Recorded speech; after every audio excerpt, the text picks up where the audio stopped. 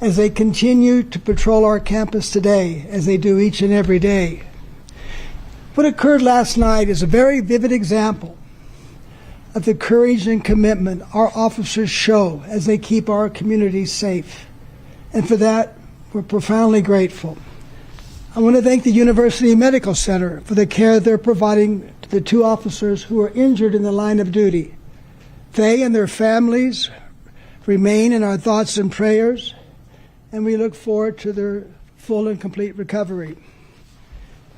It's important that I emphasize there was no threat to the broader campus community at any time last night, and that is because the threat was contained quickly, and that is due to the immediate response of our officers.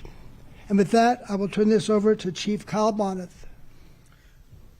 Let me start with a couple things that I think will be part of the questions. First off, the overall crime scene is being investigated by the Lubbock Metropolitan Special Crimes Unit, and they just wrapped up this morning, so pretty much there's not much that's going to be stated from that except they are handling the investigation.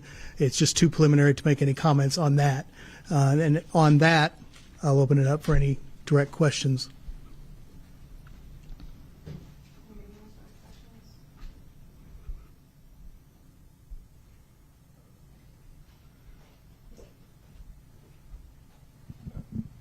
I was just going to ask if you will be providing any information on the identification of the people involved, or the person that was involved in the shooting.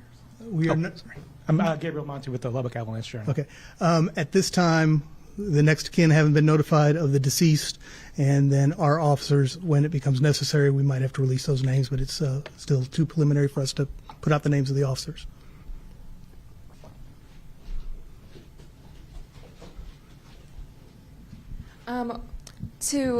Chief, was the truck stolen or did the suspect own the truck?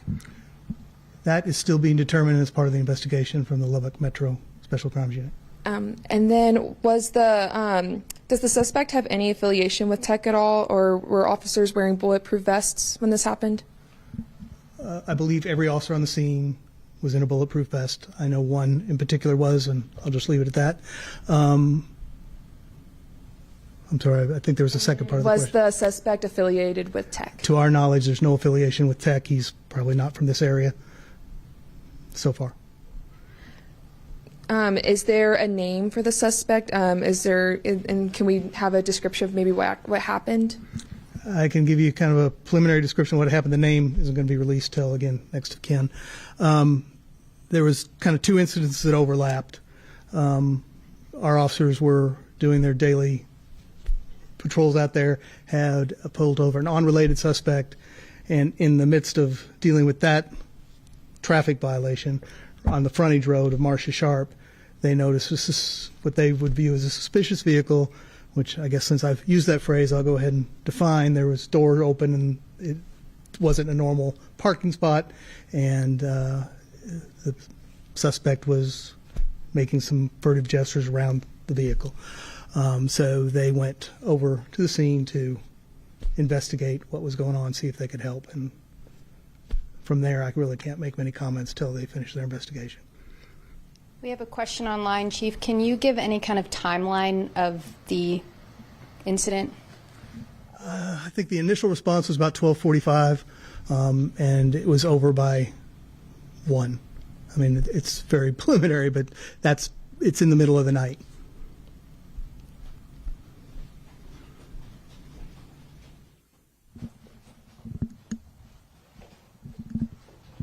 This is for President Skovanec, Jacob Lujan with the Daily Toreador. I'm a little curious about how the procedure went with notifying students. I know you said there was no imminent danger to campus, but in previous examples of emergencies, there's been tech alerts and emails to students. So I was kind of curious if you could break down how you guys went along with this. As I mentioned, there was no immediate threat to the broader campus because the incident, they responded so quickly to the incident, and it was over very, very quickly. Because there were not many students on campus. We waited until this morning to issue a memo to the broader community. So this situation has some details that were peculiar to this that make it different from how we might respond during a normal school period. And I can add to that, basically, there's a lot of factors that go into that. Time of day, number of students, if it's close to a dormitory, whether it's contained or not contained. So these are a lot of factors that go into that. And the evaluation deemed that there was not a need for an emergency alert because it was handled quickly.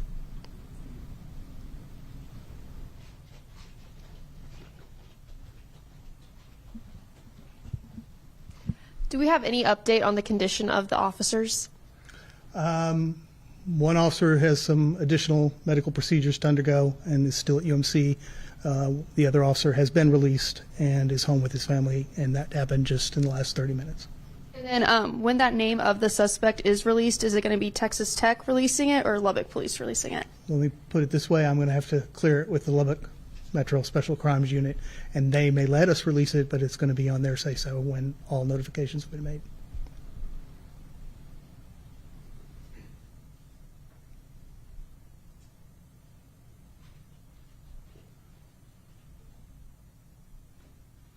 Officers responded, Chief Boneth.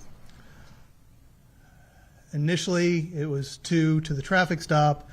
Backup officers arrived for safety. In the middle of the night, we always have officers. So ultimately, when it was going down, I believe there were 6 officers on scene before it ended.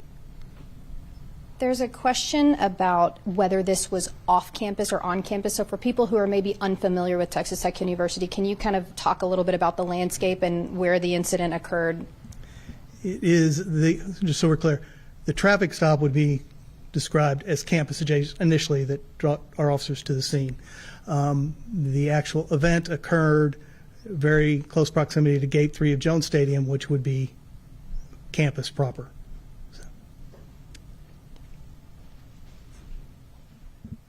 Do we know how many shots were fired by the suspect? There is an estimate, but Lubbock Metro is going to have to do the forensics and verify. And then do we know if the suspect shot from his car or did he get out of the vehicle, anything like that? Again, we got to wait for the investigation to determine all the events and how they unfolded.